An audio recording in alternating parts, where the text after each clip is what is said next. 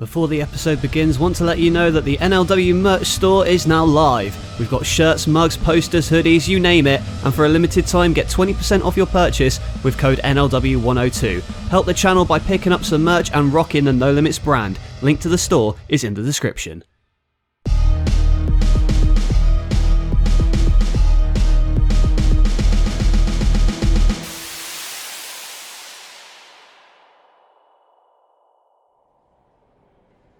Listen, man, I want to make sure Kenny Omega doesn't show up tonight.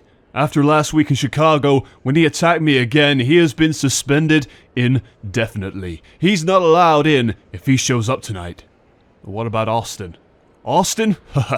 He ain't here tonight, pal. He's still jealous that tonight Finn Balor is gonna sign with NLW over his precious metal wrestling. Oh, the look on his face when... What the hell? Hey Sean, Hunter, you think I was gonna miss a show in my home state? Oh hell no, son. The Texas Rattlesnake is waiting out here until the EVP Triple H himself meets me right here outside the building. And that's the bottom line, cause Stone Cold said so.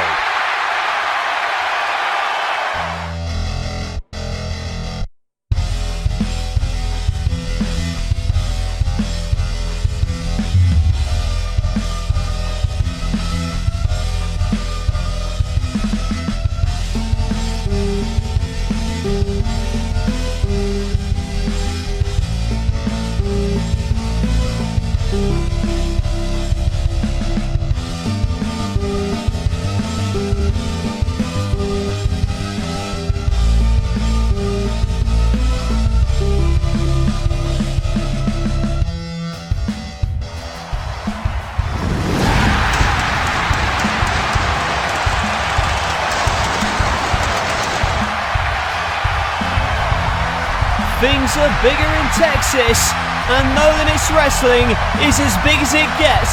Hello everyone, and welcome to the Toyota Center in Houston, Texas. You know we're in Texas, because Stone Cold Steve Austin himself is outside the arena on a damn ATV. But that's not all. Tonight, our main event is going to be huge, but first of all, let's talk about the other action happening tonight. We got a sick trios match coming up. Ricochet, Kushida, and Lio Rush taking on Los Ingobernables. Keith Lee comes home to Texas. Will he respond to the challenge made by Lance Archer last week for his Atlas Championship? We're also going to see the Kabuki Triad in action, a trios match. Paul Ellering has put them up against 3 Texan men, whatever that means, we'll find out later tonight. Plus our main event, as mentioned before, it's going to be a casket match, Kane versus The Undertaker.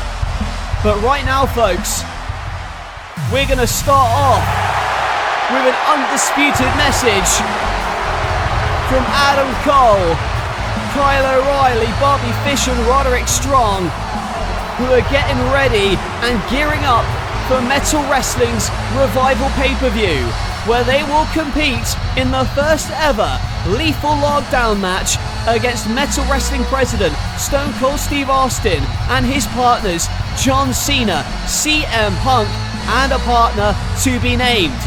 However, here tonight, the Undisputed Era's 4 could well become 5. That's because last week, Adam Cole, after NLW went off the air in Chicago, went up to Finn Balor and said to him, the only way you're going to win the NLW Championship is if you side with us. And I'm sure he's going to get to that. And what has he got to say ahead of Lethal Lockdown? Who's ready for story time with Adam Cole, baby?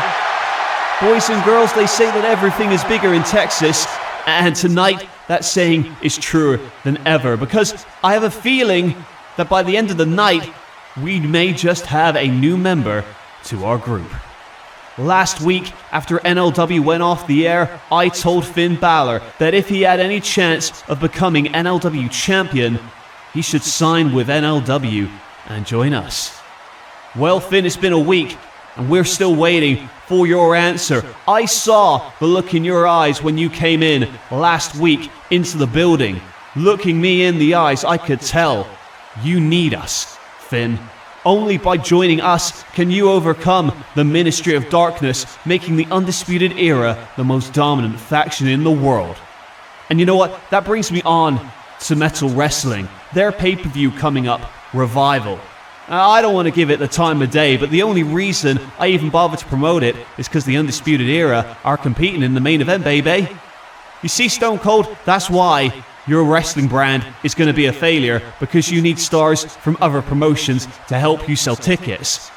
Well, boys and girls, at Revival, you should rename it Burial, because that's exactly what we're going to do to Metal Wrestling. EVP Triple H has instructed us to fight inside Lethal Lockdown against the guy sitting outside the arena on his ATV right now, Metal President Stone Cold Steve Austin, CM Punk, and a very familiar foe for us, John Cena. Cena, I want to send this message to you in particular. Since you attacked me from behind last week in Chicago, I know this is the most relevant you've been in a while, signing for Metal Wrestling, but you should reconsider entering Lethal Lockdown, Cena. You remember what happened at WrestleMania 2 years ago, when you stepped in the ring with me? I broke your neck and put you out of action for an entire year. Surely Stone Cold has told you how dangerous we are. Hell, I beat him in the middle of this ring too, left him bloodied. And as for CM Punk, the fun has only just begun for you. We're gonna get real acquainted inside that cage, CM Punk, at Revival. And you know what? Bring whoever else you want, because at the end of the day, the Undisputed Era will reign supreme as the most dominant faction in wrestling. And that's not just a fact, that is undisputed.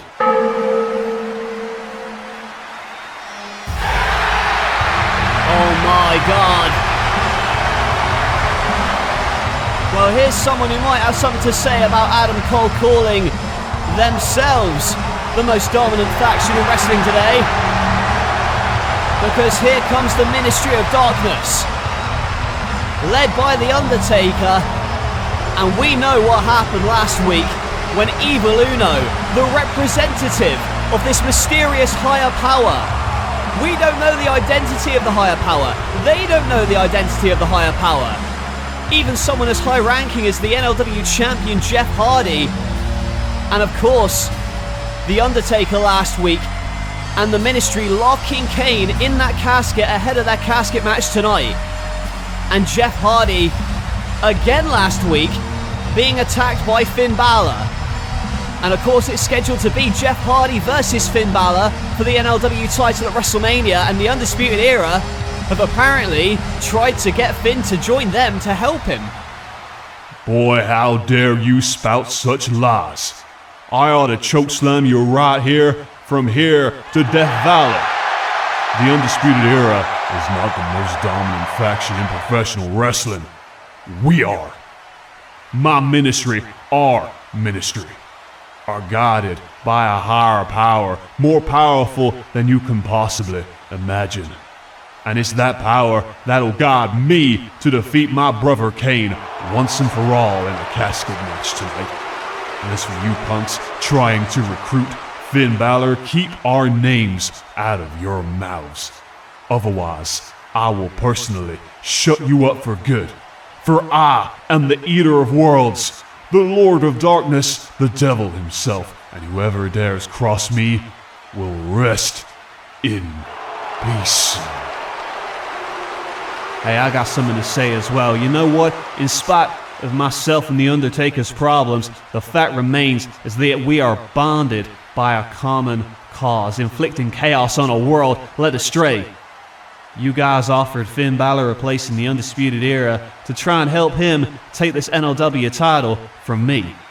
You have no idea of the lengths we will go to appease our higher power. The instruction is clear. Take out the non-believers, and right now, you are looking at yours and Finn Balor's worst nightmare. Oh, very interesting, Jeff. You know what? I have it on good authority that your worst nightmare is right behind that curtain, baby. What does he mean by that? Oh my God, that is the music of the Prince. Jeff Hardy's WrestleMania opponent the free agent, and there he is, Finn Balor. And apparently Adam Cole knew that Finn Balor was going to come out here. What is going on here? Look at this, Finn Balor side by side with the Undisputed Era. And look at Jeff Hardy trying to rally the troops. Meanwhile, The Undertaker, he wants a fight here. The Undertaker ready for war with the Ministry, but wait, where are the Ministry? Wait a minute, Jeff Hardy telling the Ministry to go to the back, and The Undertaker not getting the message. Oh my goodness, a huge drop kick. And meanwhile, Jeff Hardy telling the Ministry to go. And he knows that The Undertaker's in trouble. And there's a last shot. The Undisputed Era taking out the Phenom. And Finn Balor wants to go up against Jeff Hardy again. But Hardy doesn't want a repeat of last week. And The Undertaker taken out by a stronger Undisputed Era. The Prince is officially undisputed. At least that's what it looks like here. So it appears Finn Balor is signing with NLW after all. Oh!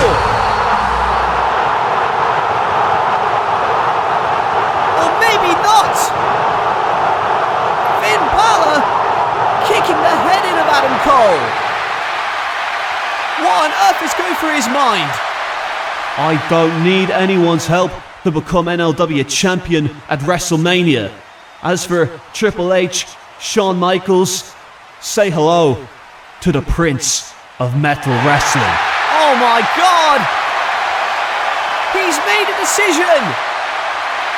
And Finn Balor is now officially signed to Metal Wrestling. And the Undisputed Era cannot believe it, but they've been double-crossed. Damn it, what the hell was that? He duped me. He was supposed to sign with me, damn it. I should go out there right now and... Hunter, for God's sake, calm down. You don't need Finn Balor, alright? He's dead weight, trust me. Alright, you need to focus on Stone Cold. God knows what he's going to do out there tonight. Look, he's unpredictable. You're lucky I was there last week to get him out of the crowd in Chicago. You need to get him under your roof, hear me out. I challenged Austin to a match. Book it. Book it here for next week, here on our turf, on NLW. I'll soften him up for the Undisputed Era before a lethal lockdown, yeah? Go and ask him right now. Alright, it's done. If Austin agrees, I'll make the match for next week in Vegas. And hey, just so you know, Metal Wrestling's first episode's coming up, 2nd of April? I might pay you a little bit extra if you make a little unannounced appearance on their premiere. Oh, what is going on? Kevin Owens versus Stone Cold next week. And meanwhile, Stone Cold still outside the arena, ranting and raving on his ATV. Oh, hell yeah. The following trios match is scheduled for one fall. Introducing first, being accompanied to the ring by Selena Vega, Shingo Takagi, and Tetsuya Naito, the team of the ticking time bomb, Hiromu Takahashi, and the NLW Tag Team Champions Andrade El Idolo and Angel Garza. This is Los Ingobernables. Well, Los Ingobernables set for trios action, but they were already in action on Turbo when Tetsuya Naito went one-on-one with the time splitter Kushida. And it was Kushida picking up an upset victory, making Naito tap out. But after the match, Shingo Takagi came down to try and soften up Kushida ahead of tonight when his tag team partners for this evening made the save. And now this trios match going to determine a lot. It could well decide who the next number one contenders are for the tag team titles. But firstly, let's welcome the Time Splitter. And their opponents first, fighting out of Tokyo, Japan, weighing in at 192 pounds, the Time Splitter, Kushida. And what a win it was for Kushida over that man, Tetsuya Naito, this past week on NLW. on turbo, I should say, but tonight on NLW, Kushida has backup. And what insane backup it's going to prove to be. And his tag team partners first, fighting out of Paducah, Kentucky, weighing in at 188 pounds, Ricochet. The former X Division champion Ricochet, who was beaten by that man, Hiromu Takahashi, last summer for the X Division championship, and now it... Oh, wait. You think you can mess with us, Halio? Word to the wise, don't be a hero, and don't ever get in our business again. Oh my god, the Undisputed Era, it looks like they've attacked Lio Rush. Well, Lio was supposed to be in this matchup. And well, the Undisputed Era clearly unhappy, but is this going to be a handicap match?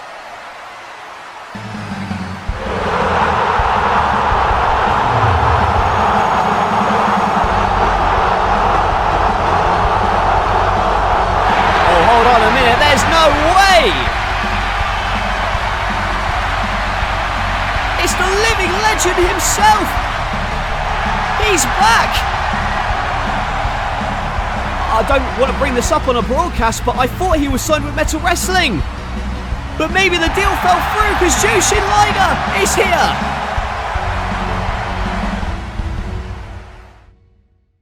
NLW 24/7 presented its most violent card yet when we witnessed Fight Club. In the main event, Taz battled Brock Lesnar in a bloody battle for the 24/7 championship. You have to see to believe. Watch the full show right now on this channel to witness Bloodsport at its finest.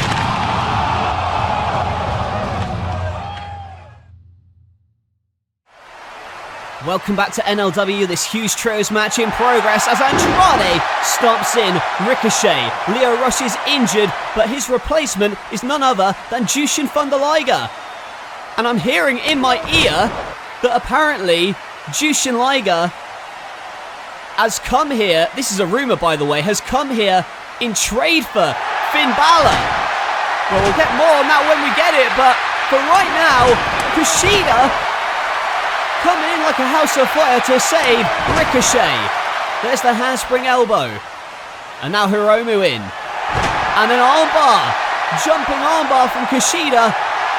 And is he going to get his second win over Los Ingobernables this week? Again, wrenching on that arm. You can see Zelina Vega on the outside, trying to will him back in the contest. He's trying to get to his feet, and he does, and drives him with the Death Valley driver into the corner. Compressing the spine of Kushida in that turnbuckle. And now, Naito staring at the man who beat him last week. And look out for Hiromu, the senton splash from the top rope. Using Kushida's body as a crash pad that time. And look at this, Liger wants the tag. This is incredibly shocking to see him here, but now Hiromu looking for the time bomb.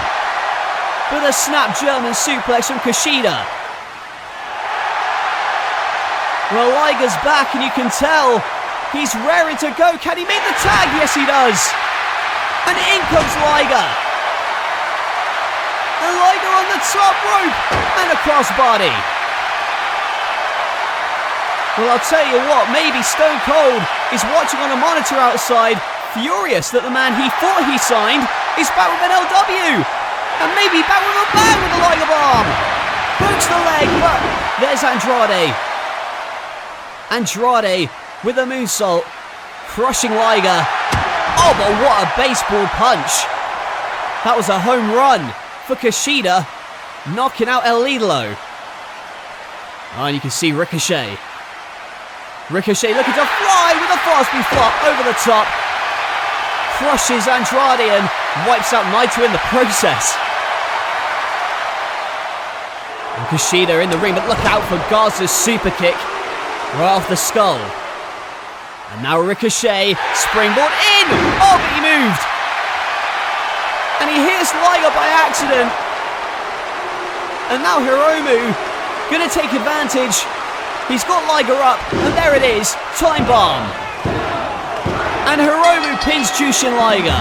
Here are your winners, Los Ingobernables. Well, Los Ingobernables get another impressive win under their belt since they got the tag team titles in their camp. And be it as it may, Liger, very impressive in his return here tonight, but unfortunately, some miscommunication cost him that time. Liger looked like he'd not missed a step with that Liger bomb, then Ricochet flying over the top. But when Ricochet went for a springboard move, Garza moved out of the way and he hit Liger, his own partner, by mistake. And that allowed Hiromu Takahashi to hit the time bomb and get the win, pinning Jushin Liger, and well, you can see he's quite apologetic as Ricochet. I mean, it is great to see Liger back on NLW and not Metal Wrestling, just selfishly for me personally, to call his matches in person, but shame that... Whoa! Well, Liger with a cheap shot to Ricochet. Well, it doesn't look like he's happy about what transpired, but surely he can see it was an accident. Oh my goodness, this isn't like Liger at all. What the hell happened to him since he's been gone?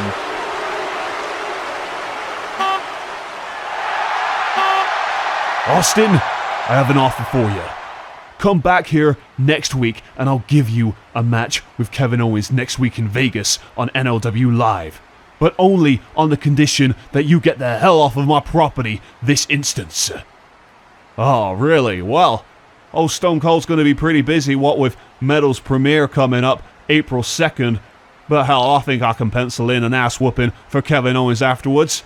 Hell, you got yourself a deal, and don't worry, I'm about to leave. I'm just waiting for my new employee. See you in Vegas, you big-nosed bastard.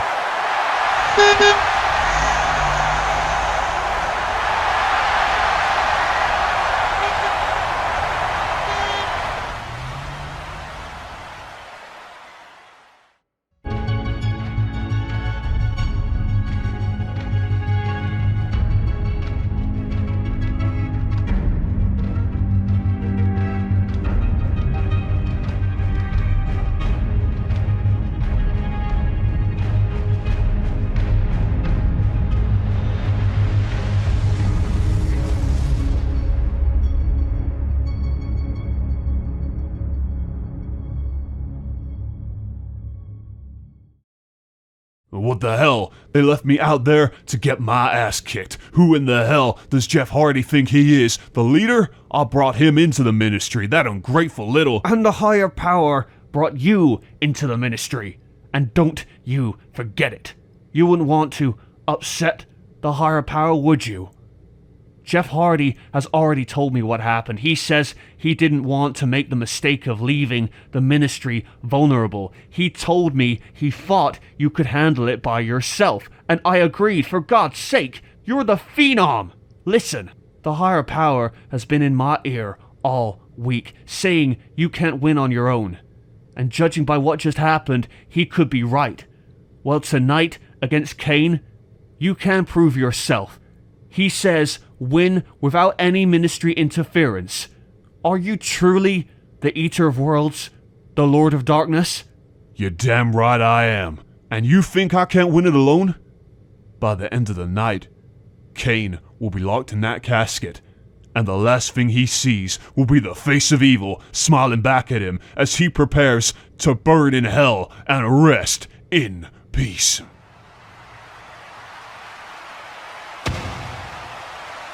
Well, I guess we'll answer the question as to whether or not The Undertaker will be able to withstand Kane in the casket match later tonight. Folks, Keith Lee's about to make his way to the ring, but before he gets out here, I want to let you know that the special video is coming this Monday night. It's the finale of Raw and SmackDown Rebooked, a huge episode featuring some big matches that you won't want to miss. Check it out this Monday, and although it is the end of that series, a new series will be taking its place, and we'll be discussing that more in the next few weeks on this channel, so stay tuned. We also had some wild action this past week on NLW Turbo. You saw earlier tonight the footage from Kushida and Naito, but what about the performances from Walter and the Lucha Bros? They wowed the crowd on Turbo, and you can watch those matches in full right now on NLW Figs. The link is in the description. And on the next episode, we got some big matches coming your way, including the X Division champion Mustafa Ali, who's going to go one-on-one with Frankie Kazarian. Plus, in tag team action, the Jurassic Express will take on the team of Matt Sydal and Christopher Daniels. And in the main event, we will see Rey Mysterio's son, Dominic, make his NLW debut against none other than the aerial assassin, Will Ospreay. In fact, we expect to hear from Rey and Dominic later tonight. But before then, I want to show you some footage captured earlier today. Ronda Rousey was training at a local dojo right here in Texas, in Houston, when she was confronted by a judo expert who had a very bold challenge. Take a look at this. Shayna, why do we even bother anymore? There's no one left to beat. That jobber in Portland, what was her name? Anna Jay? What kind of competition is that? That kid. The women they are giving me is pathetic. Just like the women in this dojo. No one can stand up to me. In fact, no one is ever going to be able to take this title from me. I might as well quit. Hey, that woman happens to be my friend. Do you think you're some sort of badass? I have a black belt in judo, so if you want to fight, fight me. I recognize you. Oh, what's your name? Ty Conti? Something like that?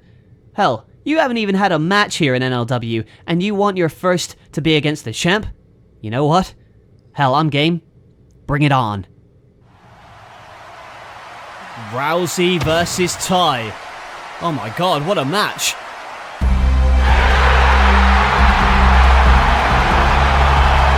And folks, allow me to shut up for a second. Please, if you would, bask in his glory. He is limitless. He is your Atlas champion, and he is home here in Texas. This is Keith Lee. And here's what happened last week when Keith Lee met the Murderhawk Monster. It's gonna be the next Atlas champion. Anytime you want a shot at this title, all you have to do is ask. For I am limitless. That, of course, is what went down last week in Chicago. We hope to hear Keith Lee's thoughts on that, but first of all, man, it must feel great for Keith Lee to be just a couple miles away from his hometown. Well. The last time I was here in this city, I must admit I felt empty. I was battling a lot of personal struggles, and I didn't know if I would make it back into professional wrestling ring. But now, I am an NLW wrestler, nay, a champion. And I'm proud to represent Texas as your limitless Atlas champion. And as much as I would have loved to have competed here tonight, that isn't to be, but I wasn't going to miss the opportunity to be here in front of you fans. And tonight, I want to address, oh please, do us all a favor and shut up. My God, I haven't seen anything this self-indulgent since the last time you spoke about these people basking in your glory. The only thing these Texas hillbillies bask in is the smell of cheap liquor and horse crap. And I can smell you, Keith Lee, but it's the stench of fear and failure. I know damn well you're too scared to defend that championship here tonight. But you're not scared of Lance Archer, you're scared of Maxwell Jacob Friedman. And why would that be? Well, I'm the fastest rising star in NLW, and if it wasn't for the fact that I want to get the hell out of this godforsaken state as soon as possible, then I'd come down to that ring and show you exactly why I'm better than you, and you know it. Okay. Well, Max, if that's the case, then how about you come down to this ring and prove it? Well, that is a challenge and a half. MJF, you can put your money where your mouth is. Come on, pal. He's right there. MJF squaring up and... oh, well, should have known. Should have known he was too cowardly to try and take on Keith Lee. MJF backing off as he should. Oh, wait a minute. Alarm bells are ringing for MJF. And he's trying to get the hell out of there. And here comes another brutal Texan. The Murderhawk Monster, Lance Archer. And he barges past everyone and goes right into the face of the Limitless Atlas champion. Archer has his eyes on the prize. Could we be looking at the next Atlas champion in the Murderhorn Monster? The Jurassic terrain. It's a haven of lush vegetation filled with the most beautiful display of wild animals. Jungle Boy. He's quite the specimen, capable of traversing on 2 or 4 limbs. He's an adept hunter and one of the cleaner animals of his kind. One must always be mindful in the Jurassic terrain. Ferocious creatures lurk in the dens.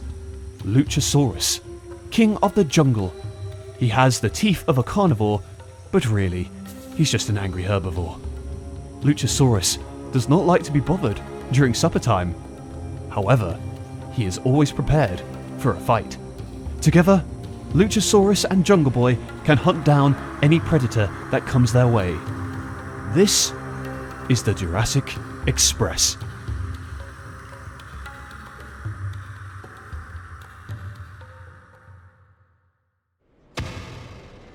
AJ Styles, Carl Anderson and Luke Gallows. Last week, you 3 men beat the APA and Orange Cassidy in a Chicago street fight.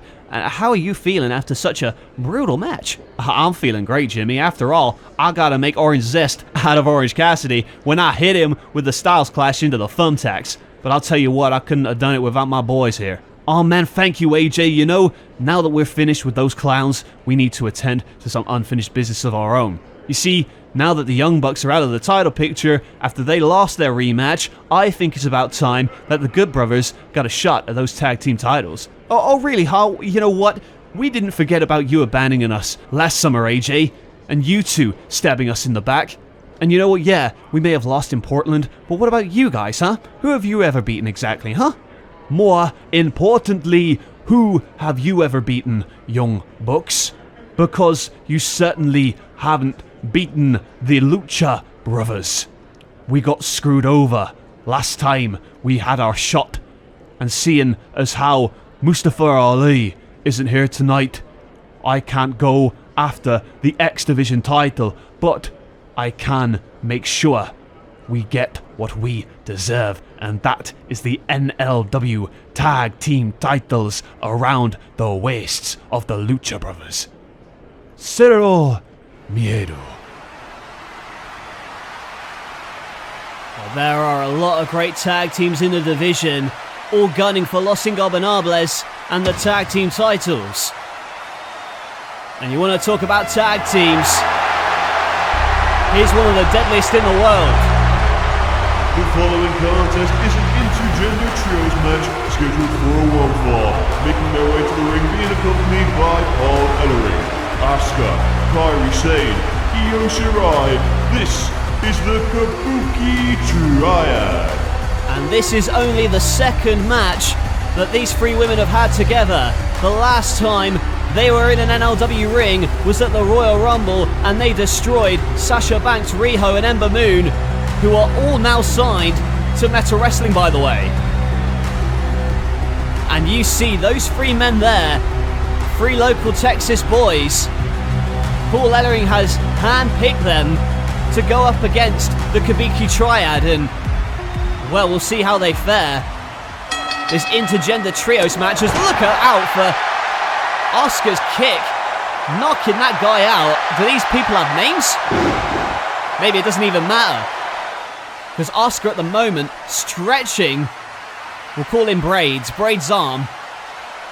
I'm pushing him away, and that's a hell of a beard, and it just got knocked off his face by Io Shirai in that dropkick. And now old mustache on the apron. Get him clocked, and a tiger suplex. Paul Ellering, the leader of this group of paid assassins, and look out for Asuka. Asuka driving the boots in the face, and now Io Shirai with the moonsault. And now Kairi Sane with the insane elbow. It's a thing of beauty, and the Kabuki Triad win. Here are your winners, the Kabuki Triad. They just made short work of these 3 guys. And you know what? Was there any doubt? Because quite frankly, I have never seen 3 women who are as deadly and dominant as this. And with the mind of Paul Ellering behind them, who can stop them? You can hire them to take out your enemies. Just ask Ronda Rousey, who paid these women allegedly to take out then women's champion Becky Lynch. We haven't seen Becky Lynch since she was attacked by these 3 women, and you know what? Those 3 guys that are stacked up like cornwood, we may never see them again. The Kabuki Triad, dominant in victory once again. Hey Dominic, I am so proud of you. You got your first match on the next episode of NLW Turbo. Now remember what I taught you, because your opponent, I faced him many times in many different promotions. Who did a little, and I emphasize little, birdie, mention me? Kid, no offense, but your dad isn't exactly the best one to give advice after he lost last week. Hey Will, didn't you lose to Ali last week? At least it wasn't under 20 seconds this time. Very, very funny, Dom. But you won't be laughing when you have your first match, because the guy you're facing on Turbo is me. Let's see if you've got the chops. In fact, I don't even need to drink the rest of this brew. We can do this right now.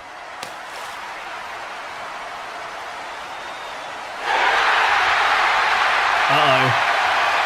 I wouldn't turn around if I were you, Will. He just threw that coffee onto the wrong man. Oh, well.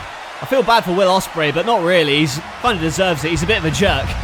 Well, folks, we've had a huge night here in Houston, but next week on NLW 103, we're in Las Vegas, and Conor McGregor will be back in the NLW arena. Will we hear what he has to say about his recent rival, CM Punk, plus Ronda Rousey and Ty Conti, 2 experts in judo going one-on-one. This is Conti's first NLW match, and it's against the champion. Plus, after what we saw earlier tonight when Lio Rush was attacked backstage by the Undisputed Era, they will now go one-on-one. It's Adam Cole versus Lio Rush in Vegas. Lio Rush, he's been helpful to stopping the Undisputed Era in their tracks, but we'll see what happens next week. And in the main event, Metal Wrestling President Stone Cold Steve Austin has been invited to NLW Live for one night only in an effort to soften him up ahead of Lethal Lockdown, and he will go one-on-one with Kevin Owens.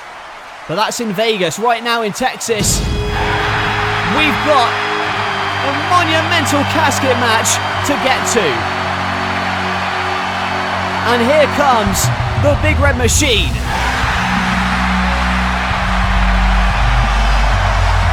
Houston, your main event tonight is a casket match. Being accompanied to the ring by Bailey, weighing in at 323 pounds, Kane, last week, locked in that casket after Bailey was kidnapped by the Ministry. When he tried to save her, he was locked in the casket and taken away. He's managed to escape, but tonight, will he find himself locked in that casket again, or will he finally put his brother to rest? We're about to find out. And his opponent, representing the Ministry, fighting out of Death Valley, weighing in at 305 pounds, The Undertaker. We have been waiting for this match for nearly a year. Ever since Kane was kidnapped by the Ministry, he broke free thanks to help from Bailey, and now he's looking for revenge, and it's the first time they faced off since Kane has returned. And The Undertaker wants to put it away with a tombstone, but pushes him down. And Kane attacking The Undertaker. It's going to take an arm and a leg to keep Undertaker down, but my God, Kane is going to try, driving his head into the casket, and now The Undertaker driving Kane into that casket. Remember, the only way to win is to lock your opponent in that casket, shutting the lid with them inside, and Kane escapes and driving the lid right into the spine of The Undertaker. Undertaker in trouble. And I don't like the looks of this. Where the hell's Kane going? He's on the top. And clotheslining the Undertaker on top of that casket. Wiping him out.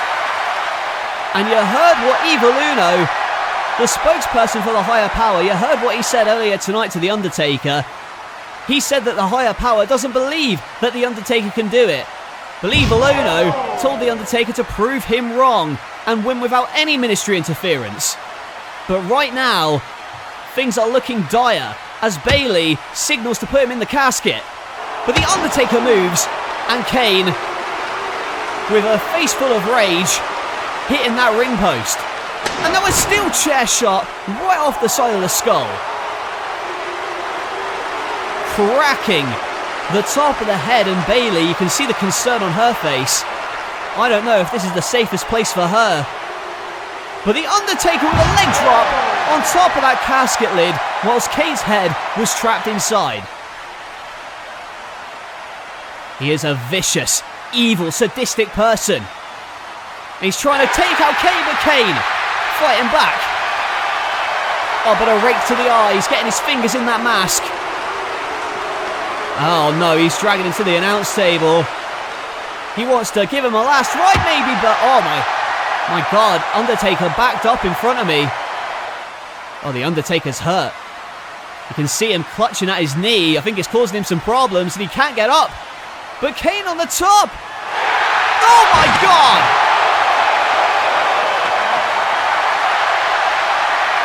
Good Lord, what a leg drop. Right through the announce table. The Undertaker's head crushed. Look at the way 300 pounds of Kane flying through the air with a leg drop. The Undertaker has been absolutely destroyed. And Kane, oh my God, he's going to chokeslam him right through the casket. Oh my God. Kane driving the Undertaker with a chokeslam on the casket. And if he locks him in there, it's over. Oh! Jeez, what the hell was that? What the hell is... That's evil! It's evil and everything is evil into the casket. What the hell? How did he get in there? Oh, and Bayley checking on Kane. He could have got his throat slashed. Oh my God, the Undertaker shut him in. Here is your winner, The Undertaker. Well, the Undertaker's going to win this match, but I mean, does it even matter at this point? Kane could have just been slaughtered before our eyes. I apologise. This is very disturbing. Kane with a chokeslam to the Undertaker and then flying out with that huge scepter, that axe, and then the everything is evil into the casket. Bayley checking over Kane, got locked in with him. And what is evil doing here? Is he doing the bidding of the ministry? And they're locked in that casket. What the? Is that a lighter? Oh my God. Oh my God! Somebody! Put it out! The casket is on fire! The casket's on fire! And Kane and Bayley are locked inside! The Eater of Worlds, the Lord of Darkness, may have ended Kane once and for all.